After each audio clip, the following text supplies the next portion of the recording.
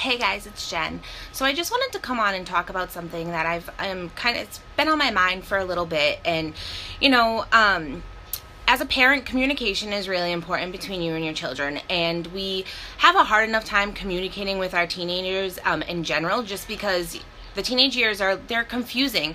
Our kids they're not adults yet, but they're not your kids aren't a child either, and they get upset because they feel like we don't give them the freedom that they deserve, and us as parents, we don't want to give them too much freedom, but yet we also want them to learn responsibility. So the teenage years as a whole are super confusing, and then we try to communicate with them, we try to express our feelings with them, and they're upset because teenagers know everything, and they all think that they know everything, and they know more than you know about every single situation, and then the communication can kind of get lost, and we want to keep that communication open.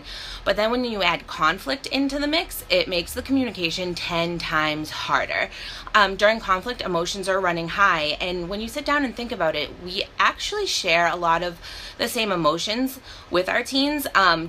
They just happen, they reflect different situations. We share frustration and stress and the fear of disappointment and the fear of failure. It's all the same. It's just regarding different aspects of life. And all these factors in to making communication super difficult during conflict.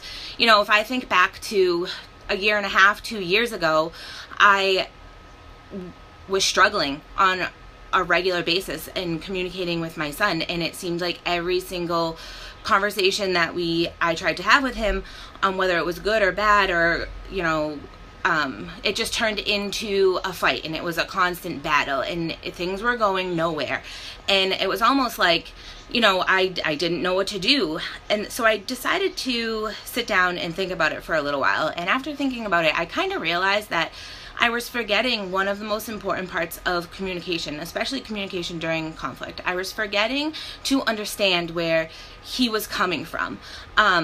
So I tried different tactics and ways to work around it. And recently what I've been doing, and it's made a world of difference. Like, we barely ever have any situations that are turning into these all-out battles. Yes, we still have conflict. Yes, we still have disagreements, because what parent and child doesn't have conflict and different disagreements? But they're not as bad as they used to be, because instead of parroting back the words that he's saying, I'm actually taking the time to understand the emotion behind what he's saying. I kind of figured out the way to do this by asking him open-ended questions. I would ask him why or how, or questions that would make him elaborate on what he's feeling, which reveal the emotions behind what he's saying. And then that allowed me to kind of get a better understanding of where he was coming from, and it also eased the tension a little bit, which allowed for both of us to come to like a mutual solution to whatever the problem was. We think sometimes that understanding is, hearing the words that they're saying. And yes, you might be listening to what they're saying, and you might be hearing the words that they're saying, but are you truly understanding what they're saying? So asking those open-ended questions will give you more knowledge and more insight onto why they're saying what they're saying and how they're feeling.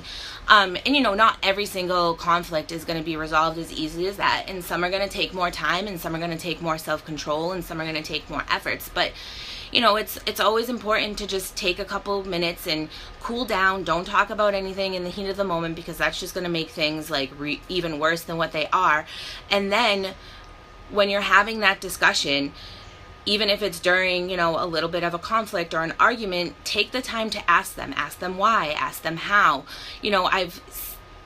It's worked for me over the past couple of years. Our arguments aren't nearly as bad as what they were. And, yesterday my son had his 8th grade promotion ceremony. Next year he'll be a freshman, and thinking back to the past couple years, even to the beginning of his 7th grade year, things were difficult. There was constant battles and constant arguments, and thinking to now, it's a whole new world, and it's a complete new experience. We want to keep that communication open, and we want to keep it as civil as possible with them, because we want them to be able to come to us. So those are just some tips that I have.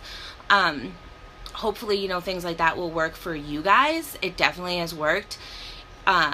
If you guys have any other tips, you know, dealing with teenagers isn't easy. The teenage years are super, super hard. So I'd love to hear how you guys deal with conflict and communicating with your teens during conflict. Maybe I can use some of yours. Thanks for taking the time to listen, guys. Have a good night.